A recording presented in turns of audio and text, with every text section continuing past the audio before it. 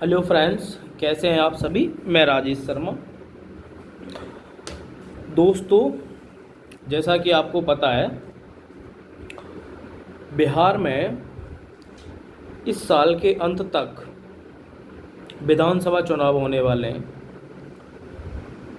तो उस चुनाव से पहले election commission of India (ECI) ने क्या किया है कि जो निर्वाचन रोल है, इलेक्टोरल रोल है, निर्वाचन नामावली, उसका रिवीजन करा रही है। SIR, ठीक है, special intensive revision of electoral roll, निर्वाचन नामावली का रिवीजन। 24 जून को इलेक्शन कमीशन ऑफ इंडिया ने ये घोषणा की कि बिहार में इलेक्टोरल रोल का SIR होगा। 25 जुलाई तक इसको पूरा करने का कहा गया कि 25 जुलाई तक ये रिवीजन इलेक्टोरल रोल का बिहार में कंडक्ट कराया जाएगा। इसकी शुरुआत बिहार से है, लेकिन इसको पूरे देश में कंडक्ट कराया जाएगा। अब जब ये इलेक्शन कमीशन इलेक्टोरल रोल, निर्वाचन नामावली का रिवीजन करा रहा है, ठीक है। क्यों? क्योंकि इलेक्शन कमीशन के पास पावर है, शक्ति है। तो देखिए, RP act 1950, representation of people act 1950 की धारा 21 के according election commission revision electoral roll का करा सकता है। तो इसका मेन जो पर्पज़ इलेक्शन कमीशन ने बताया कि बहुत सारे लोग ऐड हुए हैं और बहुत सारे लोग पलायन कर गए हैं।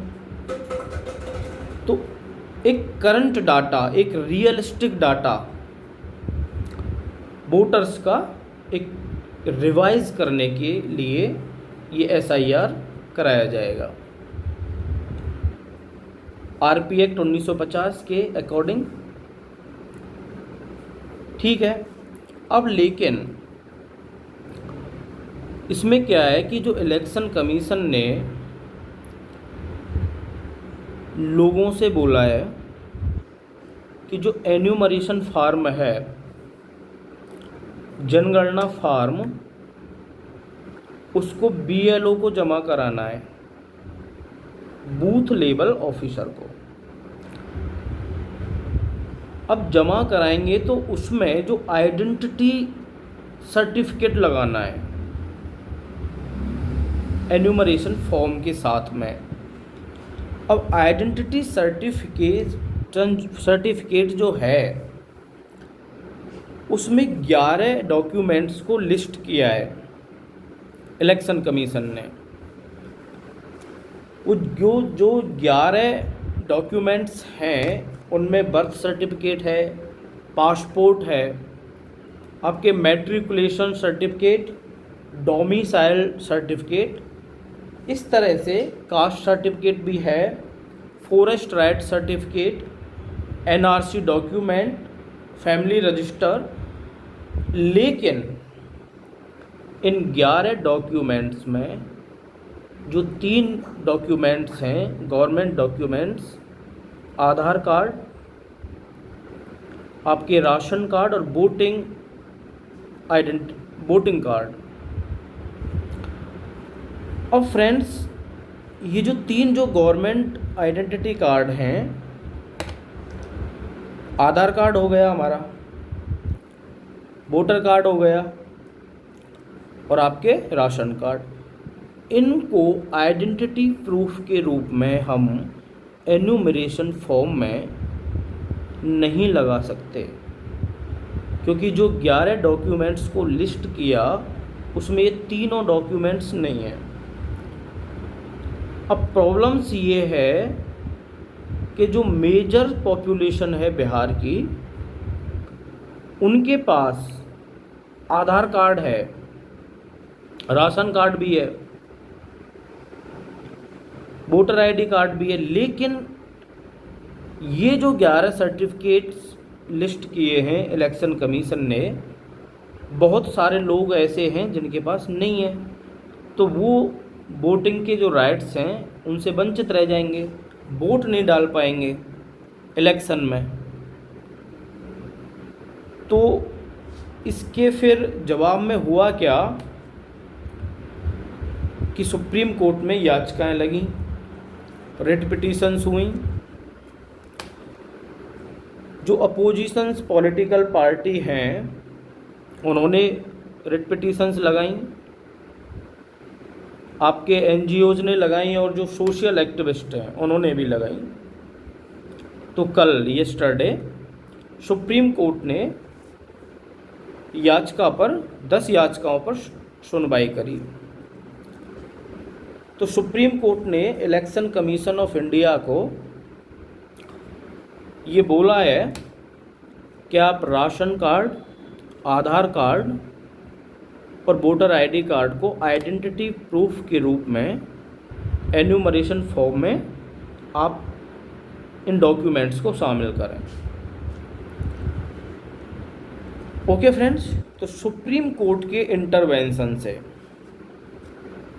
सुप्रीम कोर्ट ने याचिकाओं पे ये बोला है कि इन तीनों डॉक्यूमेंट्स को शामिल किया जाए। इलेक्शन कमीशन ने तीनों डॉक्यूमेंट्स को आइडेंटिटी प्रूफ के रूप में जो 11 डॉक्यूमेंट्स लिस्ट किए हैं उनसे क्यों अलग रखा, ये तो इलेक्शन कमीशन ही बता सकती है। लेकिन जब आधार कार्ड हर एक योजना में, जो गवर्नमेंट्स की योजनाएं, सेंट्रल गवर्नमेंट्स की और स्टेट गवर्नमेंट्स की जितनी भी स्कीम्स हैं, बेनिफिशियरी स्कीम्स हैं, सारी स्कीम्स और योजनाएं में आधार कार्ड का यूज हो रहा है। बैंक अकाउंट्स को आधार कार्ड से लिंक कराया जा रहा है। गैस अकाउंट्स, जो गैस कनेक्शंस हैं, उनको आधार कार्ड से लिंक कराया जा रहा है।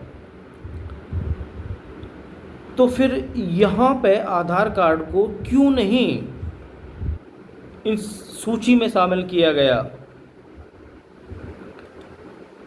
और जो डोमिसाइल सर्टिफिकेट है इसको भी बनवाएंगे तो आधार कार्ड लगाया जाएगा। तो इस पर जो वहाँ की लोग थे बिहार के, तो उनमें एक तरह से ये एक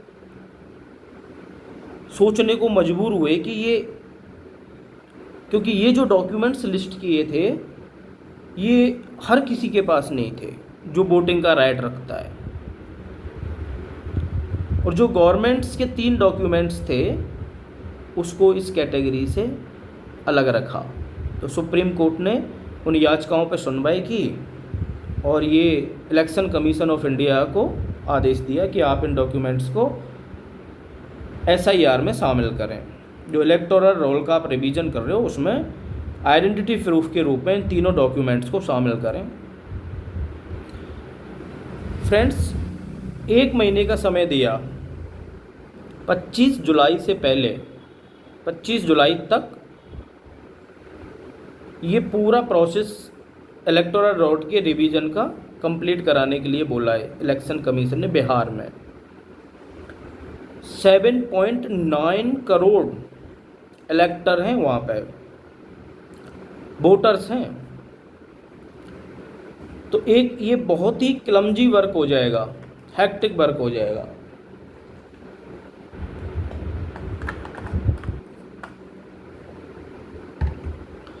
अब देखिए फ्रेंड्स, हम एक लीगलिटी को समझते हैं, एक कॉन्स्टिट्यूशनल प्रोविजंस क्या हैं वोटिंग को लेके। वोटिंग्स राइट हमारे कॉन्स्टिट्यूशनल राइट हैं या हमारे फंडामेंटल राइट्स हैं, कॉन्स्टिट्यूशन हमें क्या राइट देता है,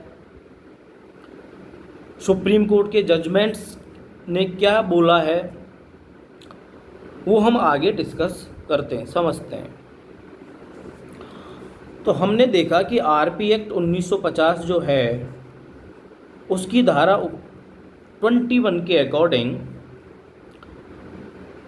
election commission of India revision कर सकता है जो अभी एसआईआर चल रहा है इलेक्टोरल रोल का। आर्टिकल नंबर 326 अनुच्छेद 356 हमारे संविधान का क्या कहता है। देखिए, आपने एक चीज़ सुनी होगी, एडल्ट यूनिवर्सल एडल्ट सफरेज। ये क्या है? What is universal adult suffrage? सार्वभौमिक वयस्क मताधिकार। Article 326 of our constitution what says कि हर एडल्ट को, every adult have right to vote. हर वयस्क व्यक्ति को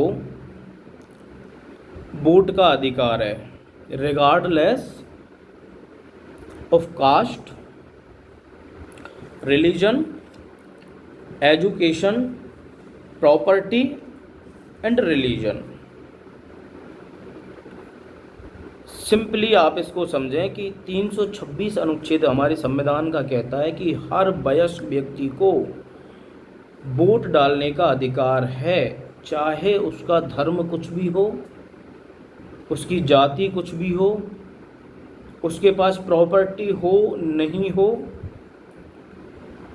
उसका धर्म कुछ भी हो, ये वो एजुकेटेड हो, शिक्षित हो या नहीं हो, उसका वोट डालने का अधिकार है।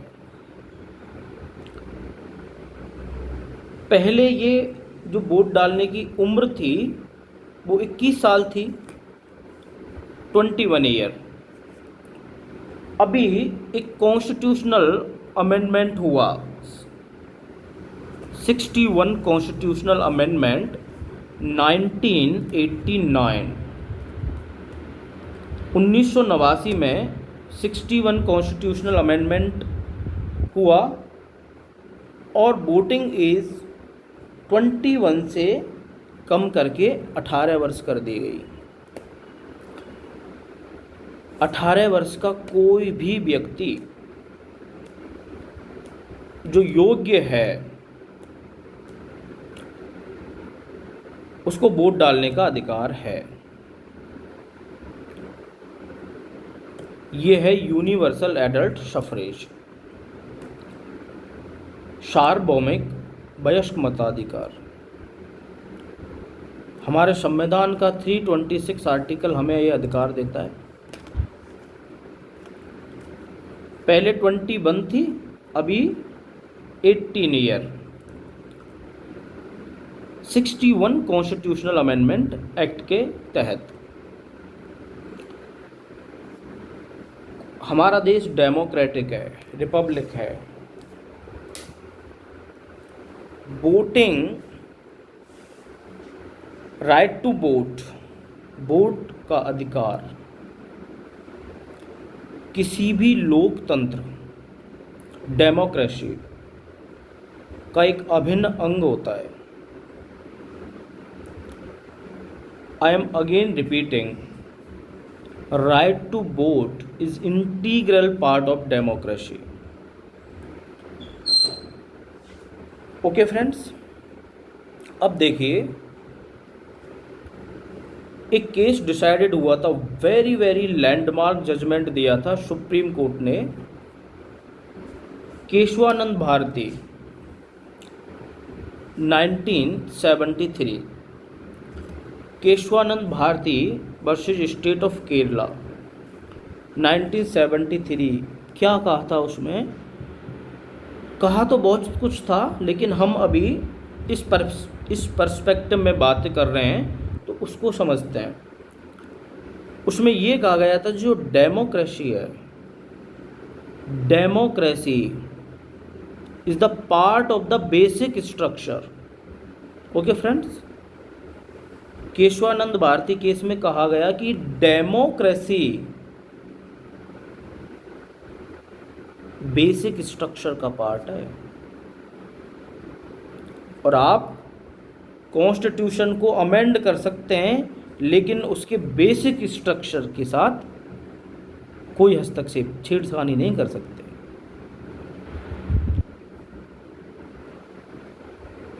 तो किसी भी केशवानंद भारती केस में ये बोला गया था। अब आगे हम ये डिस्कशन करेंगे कि क्या वोट डालने का जो राइट है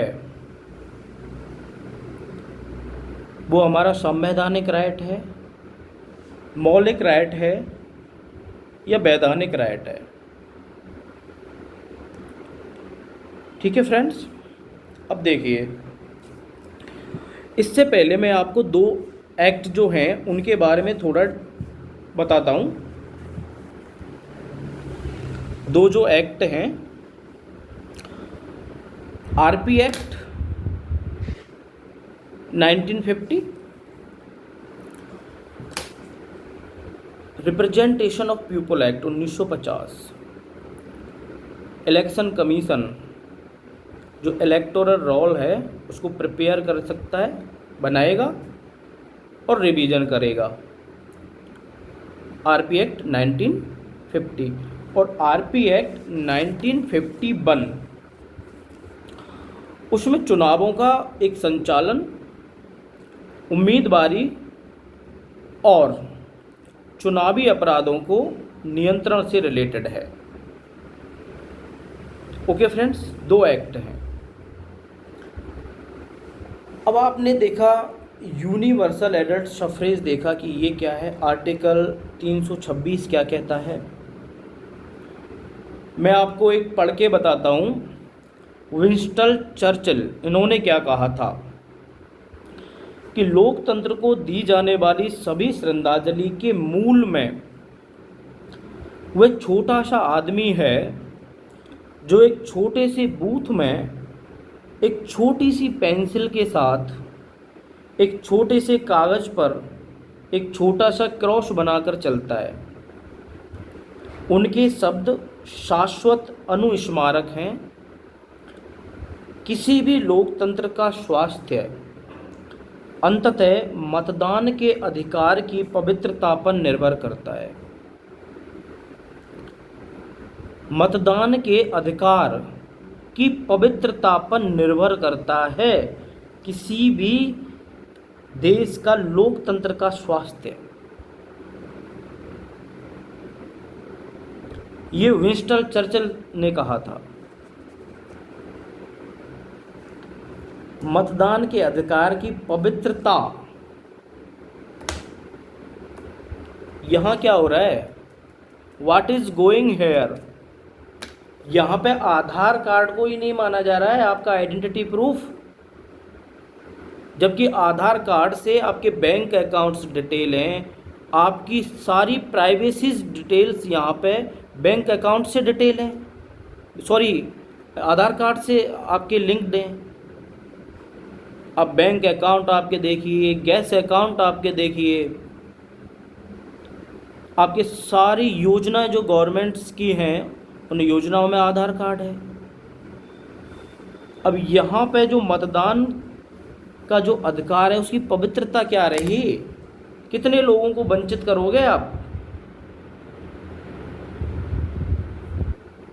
तो यहाँ पे सुप्रीम कोर्ट ने जो याचिकाएं लगी उन पर ये इंटरवेंशन किया, याचिकाओं पर सुनवाई की और सुनवाई के बाद ये बोला है।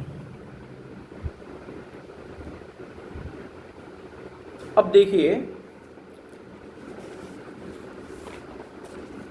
ये क्वेश्चंस है कि जो वोटिंग का राइट है क्या वो संवैधानिक राइट है, मौलिक राइट है, फंडामेंटल राइट है, कॉन्स्टिट्यूशनल राइट है, और स्टैट्यूटरी राइट है। इसको हम देखते हैं। तो फ्रेंड्स, भीमराव अंबेडकर साहब और केटी शाह, इन्होंने कहा था कि मतदान के अधिकार को हम पार्ट 3 जो है कॉन्स्टिट्यूशन का, जिसमें फंडामेंटल राइट्स हैं, उन्होंने कहा था कि केटी शाह और भीमराव अंबेडकर ने कि हम इनको मौलिक अधिकार की कैटेगरी में रखते हैं, मतदान के अधिकार को। लेकिन जो सलाहकार समिति थी संविधान निर्मात्री सभा की, वो इस मत से बिल्कुल सहमत नहीं थी, जो भीमराव अंबेडकर और केटी साहब का मत था। तो जो ये हमारा अधिकार है वोट डालने का, मतदान का, इसकी कानूनी स्थिति पर बहुत समय से बहस चल रही है। तो फिर जो हमने अभी देखा कि भीमराव अंबेडकर साहब और केटी शाह जी ने इसको मौलिक अधिकार, फंडामेंटल राइट्स की कैटेगरी में रखने की सिफारिश की, वकालत की, लेकिन जो सलाहकार समिति थी संविधान सभा की, वो बिल्कुल असहमत थी। तो देखिए, एक जजमेंट था सुप्रीम कोर्ट का, बहुत ही landmark judgement, Kuldip Nayar versus union of India 2006 में। इसमें सुप्रीम कोर्ट ने क्या कहा है,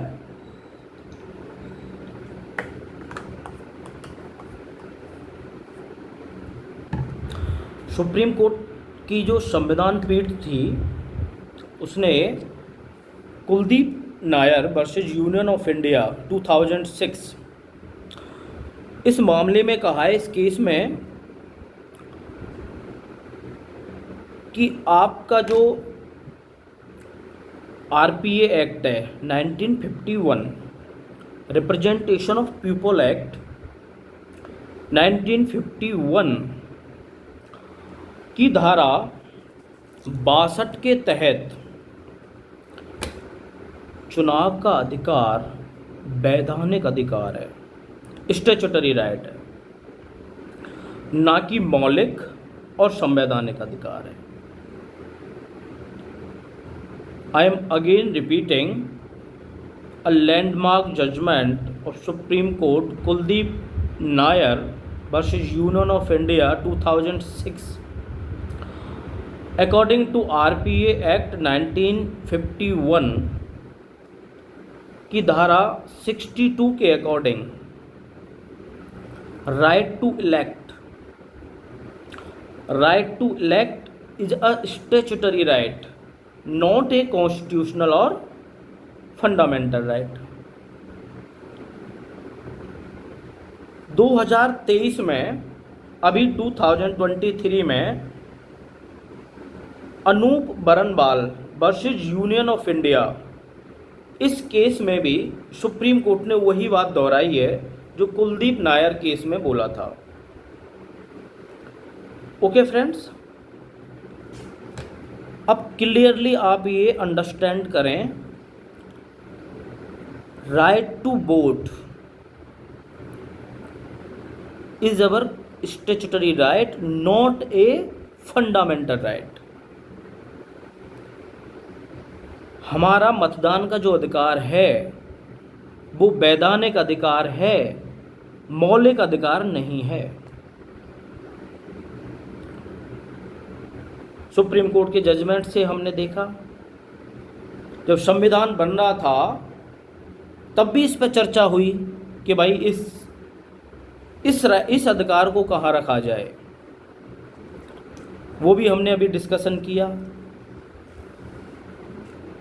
अब यहाँ से आपको क्लियर हुआ कि जो राइट वोटिंग का जो अधिकार है, मतदान का जो अधिकार है, वो एक स्टैट्यूटरी राइट है, not a fundamental right. Okay friends, अब हम देखते हैं, देखिए एक वेरी इंपॉर्टेंट चीज़ और यहाँ पे हम डिस्कस करते हैं कि मतदान सूची में नाम शामिल करना या करवाने को लेके या कोई भी ऑब्जेक्शन है, कोई आपत्ति है, किसी भी व्यक्ति को, तो वो वही व्यक्ति इस पर आपत्ति दे सकते हैं, ऑब्जेक्शन कर सकते हैं। आप इसको समझें कि मतदाता सूची में नाम शामिल करने या आपत्ति करने का अधिकार व्यक्तियों को है, राजनीतिक दलों को नहीं है। लेकिन एक और केस डिसाइड हुआ, आपने यहाँ से देखा कि व्यक्तियों को अधिकार है आपत्ति दर्ज कराने का, राजनीतिक पॉलिटिकल पार्टीज़ को नहीं है। तो एक सुप्रीम कोर्ट का फिर से डिसाइडेड एक केस है 1985 का, लक्ष्मी चरण सेन वर्सेस AKM हसन उज्जमा। इसमें क्या कहा गया था?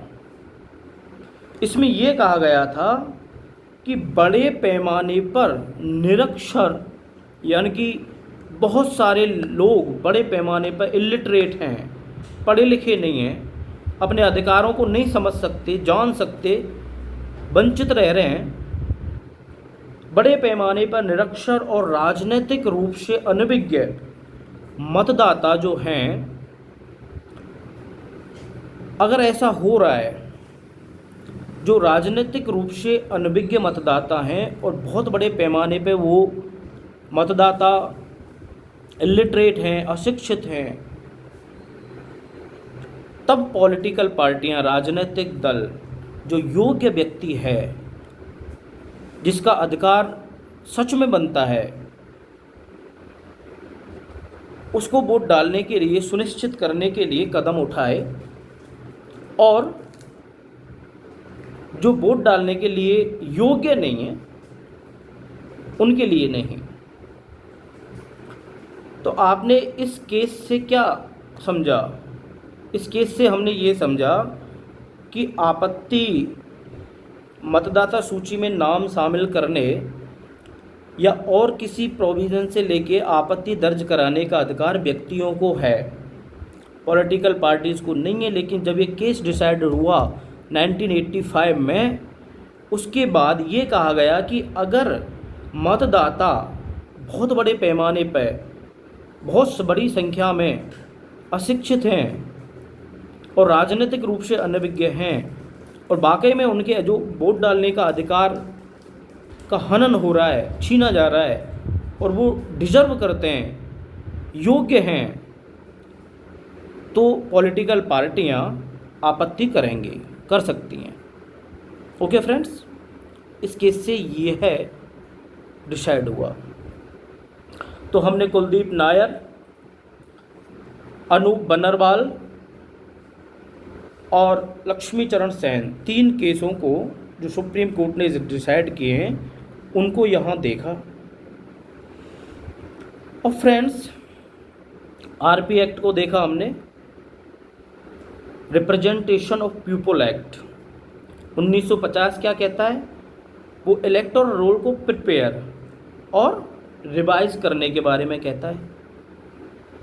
उसी के तहत रिप्रेजेंटेशन ऑफ पीपल एक्ट 1950 के अकॉर्डिंग ही, कि धारा 21 के अकॉर्डिंग ही रिवीजन हो रहा है।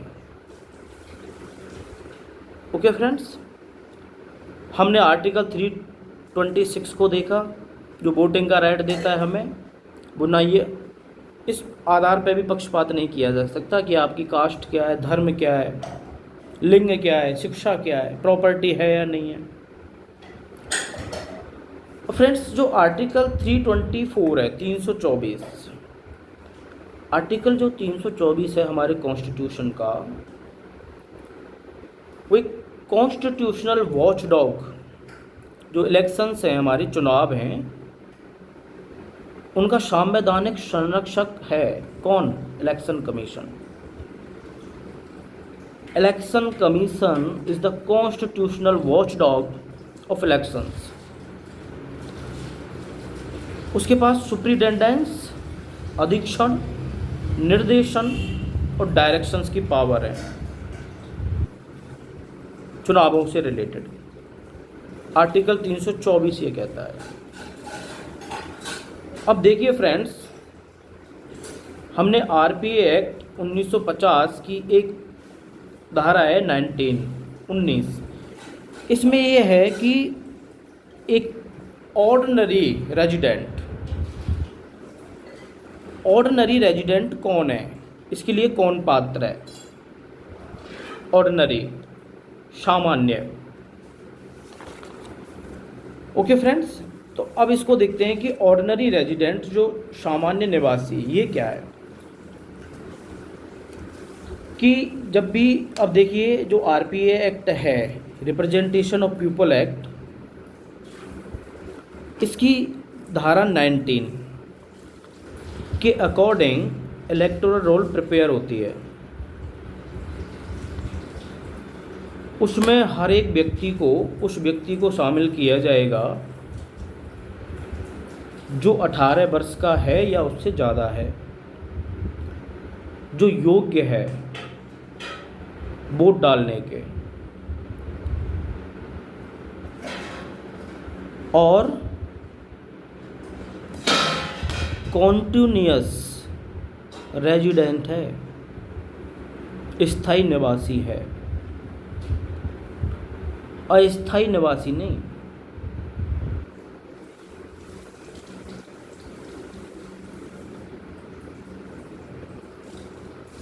आप यहां से समझ रहे हो, जो ऑर्डिनरी रेजिडेंट, इसकी जो डेफिनेशंस है वो क्या है कि आरपीए एक्ट 1950 की धारा 19 के अकॉर्डिंग जब ये इलेक्टोरल रोल प्रिपेयर होती है तो हर एक उस व्यक्ति को वोटिंग का राइट है, उसको शामिल किया जाएगा इस एनरोलमेंट लिस्ट में जो 18 साल का है या इससे ज़्यादा है, लेकिन वो इन योग्यताओं को फुलफ़िल करता हो। जैसे वह एक स्थायी निवासी होना जरूरी है, एक अस्थायी निवासी नहीं होना चाहिए। ओके फ्रेंड्स, ये है ऑर्डिनरी रेजिडेंट। और हमने यहाँ पे आर्टिकल्स को देखा 324, 326। जब कॉन्स्टिट्यूशन बन रहा था तब जो वोटिंग का राइट था इसको किस कैटेगरी में रखने पर चर्चा हुई, वो भी हमने डिस्कशन किया। सुप्रीम कोर्ट के डिसाइडेड जो केसेस हैं उनको हमने देखा। हमने ये भी देखा कि जो वोटिंग का राइट है वो कॉन्स्टिट्यूशनल है या फंडामेंटल है। अब हमने ये सारी चीज़ें डिस्कशन की। सुप्रीम कोर्ट ने इन तीनों डॉक्यूमेंट्स को शामिल करने के लिए बोला है। नेक्स्ट जो हियरिंग होगी, सुनवाई होगी, वो 28 जुलाई को होगी इसी रिलेटेड इसी मैटर पर। लेकिन हम इस जो हमारा राइट है वोटिंग का और जो डेमोक्रेसी है, लोकतंत्र है, उसको एक पर्सपेक्टिव में देखते हैं। जैसे अभी मैंने चर्चिल साहब के जो कोट था उसके बारे में बताया। उन्होंने कहा है कि मतदान के अधिकार की पवित्रता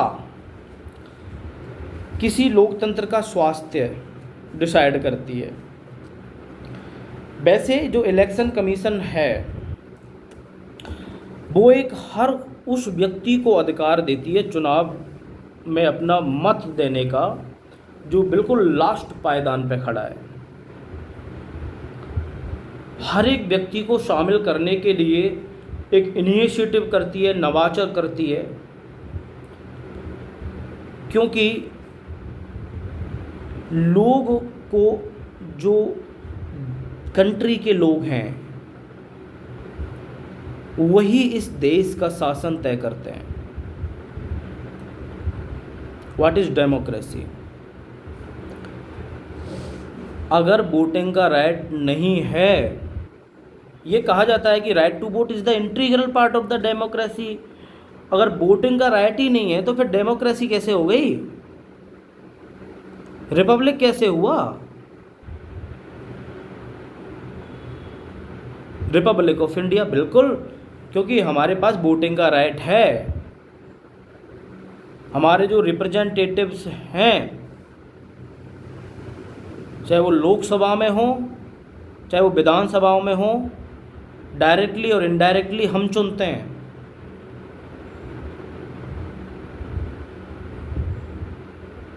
अब देखिए राज्यसभा,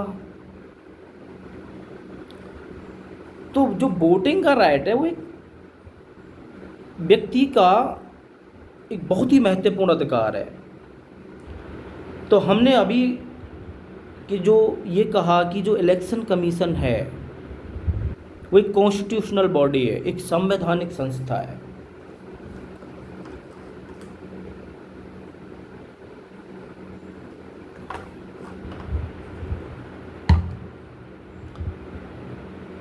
हर एक व्यक्ति को चुनाव आयोग हर एक व्यक्ति को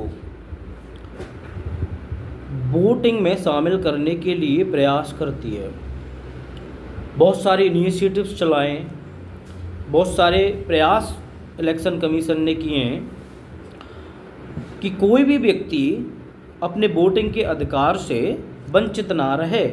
लेकिन इलेक्शन कमीशन का ये जो स्टार्टिंग है, एक रिवीजन है इलेक्टोरल रोल की, इसका पर्पज़ यही था कि जो भी डुप्लीकेट्स वोटिंग हैं, वोटर्स हैं, या बहुत सारे लोग हैं जो नए लोग क्रिएट हुए हैं, ये यहाँ से जो लोग शिफ्ट हो गए हैं, पलायन कर गए हैं,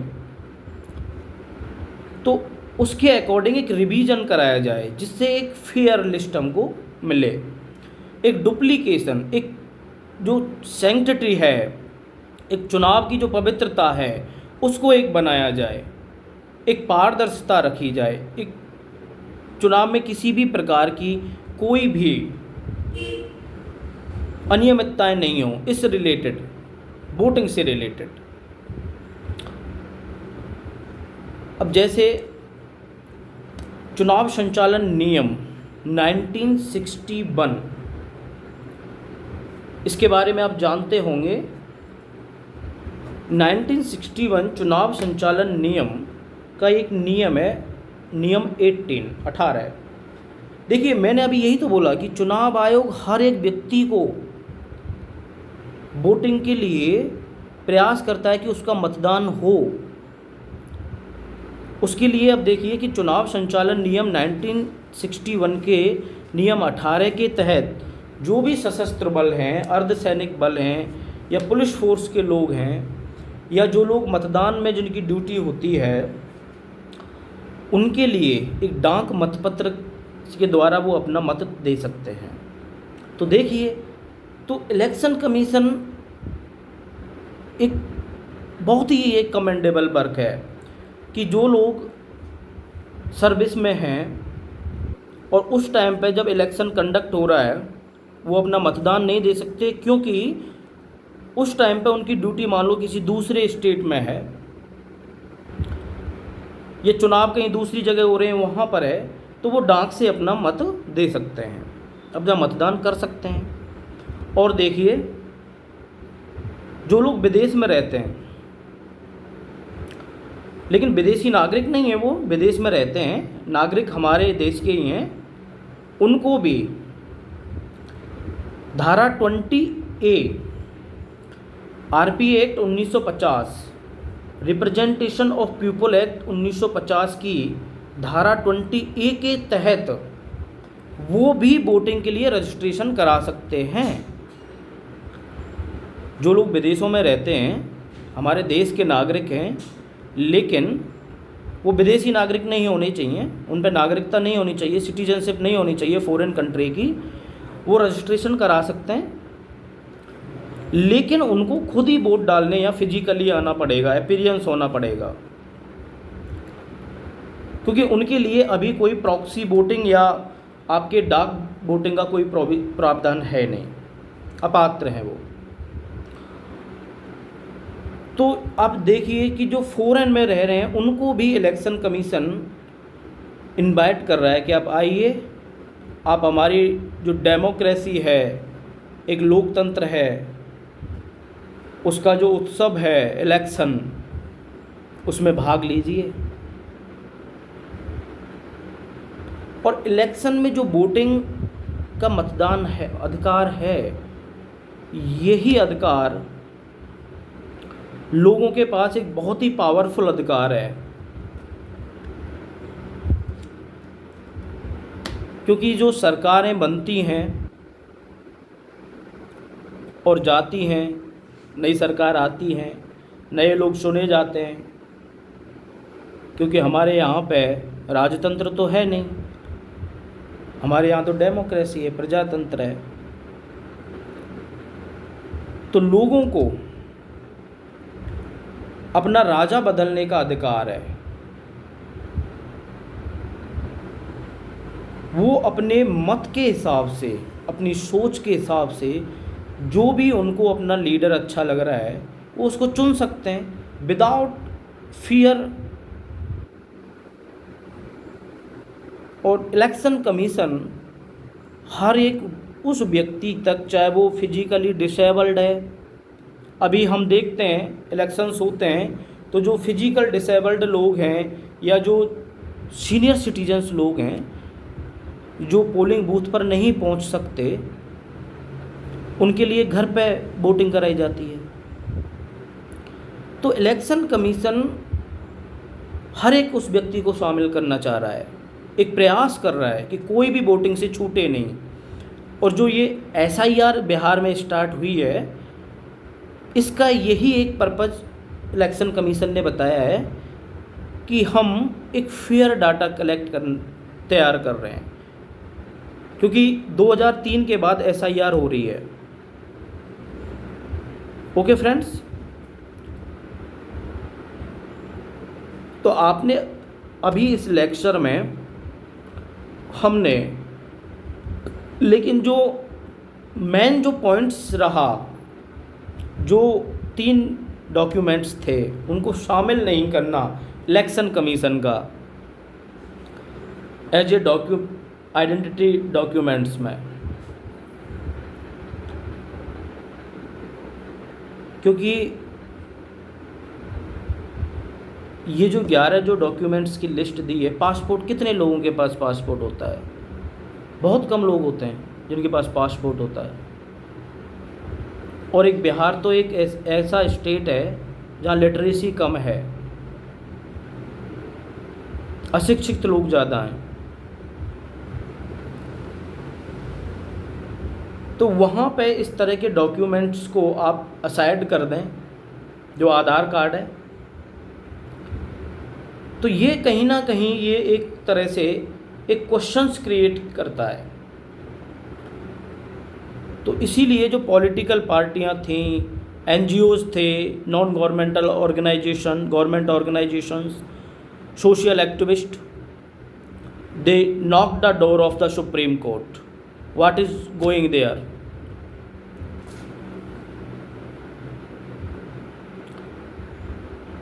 तो क्लियरली अंडरस्टैंड, आप अपने राइट्स को ये क्लियर करें। अभी हमने एक समझा कि जो हमारा वोटिंग का राइट है, right to vote is our statutory right, not our fundamental right. इस पर बहस हुई, डिस्कशन हुए, डायलॉग हुए during the framing of the constitution. Okay friends, जो आर्टिकल्स हैं, आर्टिकल 326 हमको राइट देता है voting to right regardless of caste, sex, religion, education and property. आपको ये नहीं देखा जाएगा आप अमीर हो तो वोट दे सकते हैं, गरीब हो तो नहीं दे सकते। 1 वोट 1 वैल्यू।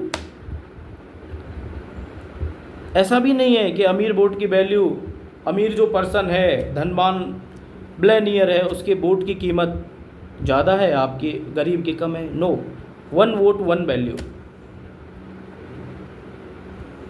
इसलिए हमारा देश महान है।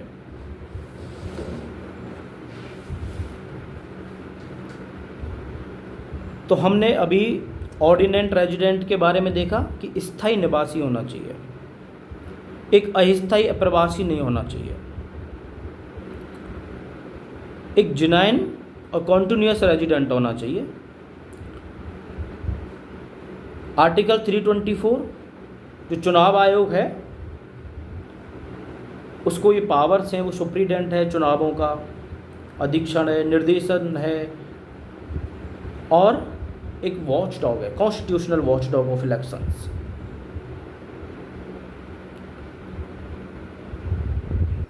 ओके फ्रेंड्स, तो जो दो एक्ट थे इलेक्शन को लेके, RP act 1950 and RP act 1951। Okay friends, तो इनमें बिल्कुल भी जो क्लैरिफिकेशंस है, जो 1950 है वो सिर्फ preparation and revision of electoral roll, और आपके जितने भी चुनावों से लेके जो ऑफेंस हैं, बहुत सारे कैंडिडेट्स जो डिस्क्वालीफाई होते हैं, इलेक्शंस में फ्रॉडबाजी होती हैं,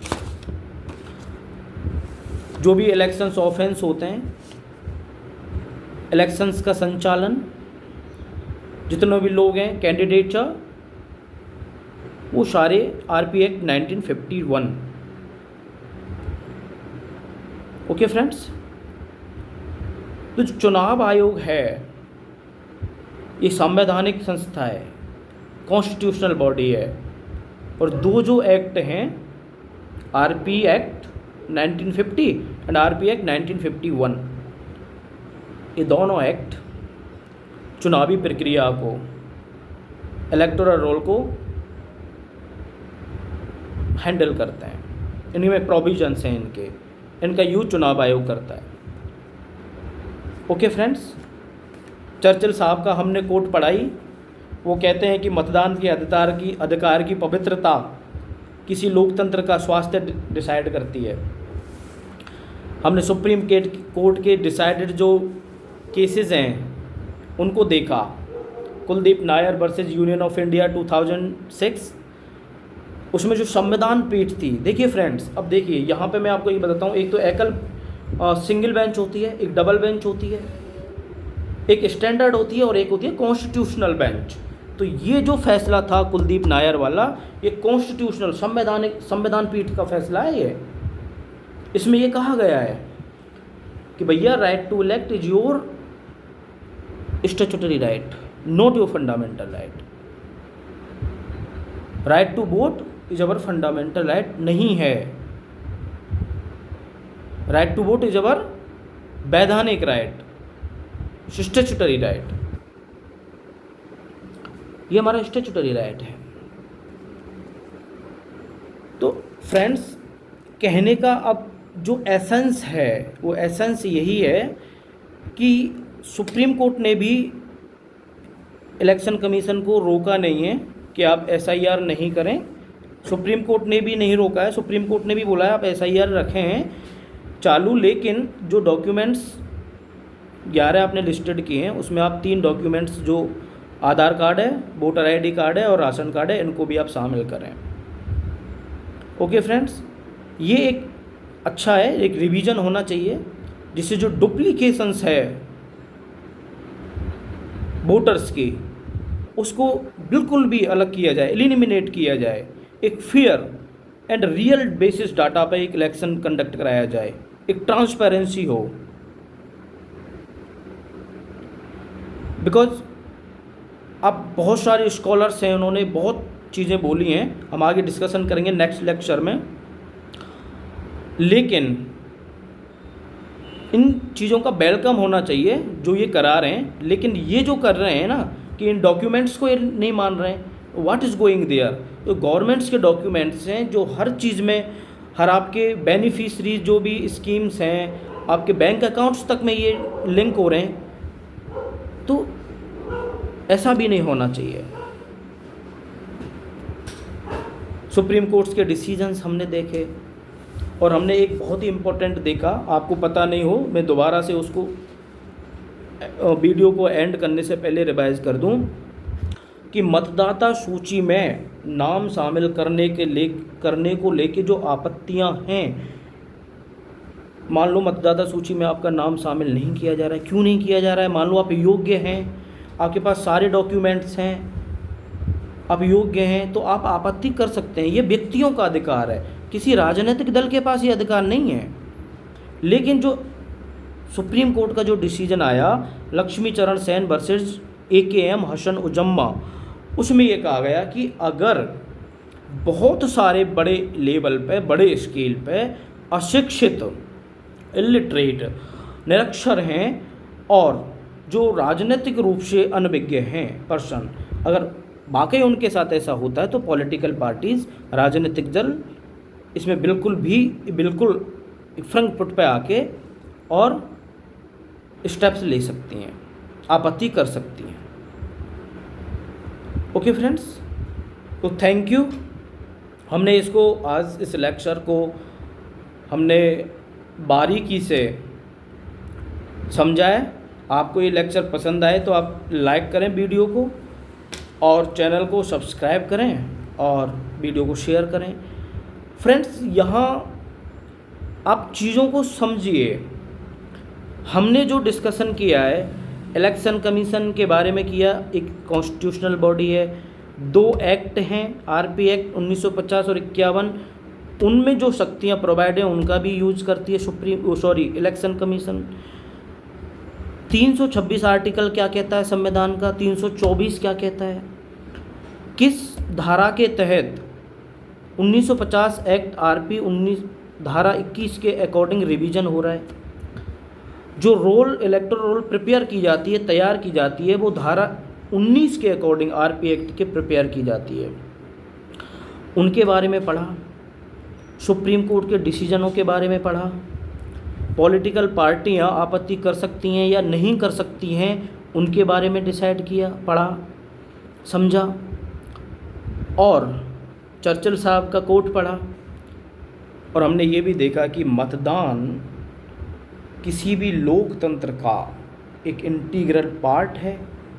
केशवानंद भारती केस के बारे में हमने ये देखा कि उसमें ये कहा गया है केशवानंद भारती केस में कि democracy is the basic part of the basic structure, और आप बेसिक स्ट्रक्चर के साथ कोई छेड़छाड़ नहीं कर सकते, कितने भी कॉन्स्टिट्यूशनल अमेंडमेंट कर ले।